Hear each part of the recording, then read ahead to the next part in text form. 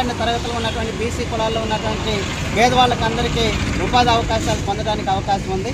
కాబట్టి తక్షణం ఈ రాష్ట్రంలో ఉన్నటువంటి బీజేపీ మంత్రులు, ఎంపీలు ఢిల్లీలో ఉన్నటువంటి ప్రధానమంత్రి మీద ఒత్తిడి తీసుకొచ్చి ఈ పార్లమెంటు సమావేశాల్లోనే రాష్ట్రపతి ద్వారా దాన్ని ఆమోద ముద్ర వేయించి రాజ్యాంగంలో 9వ షెడ్యూల్లో దీన్ని మార్పులు చేయకుండా ప్రభుత్వం చర్యలు చేపట్టాలని మేము సిపిఎం పార్టీగా దేశవ్యాప్తంగా ఆందోళన చేస్తున్నాం.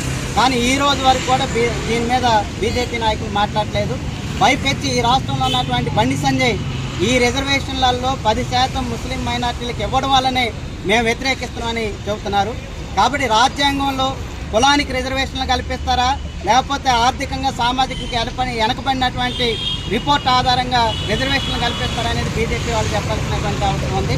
మన భారత రాజ్యాంగంలో ఎక్కడ కూడా కులం ఆధారంగా వెనుకబడిన తరగతులు ఉన్నటువంటి బీసీ కులాల్లో ఉన్నటువంటి పేదవాళ్ళకందరికీ ఉపాధి అవకాశాలు పొందడానికి అవకాశం ఉంది.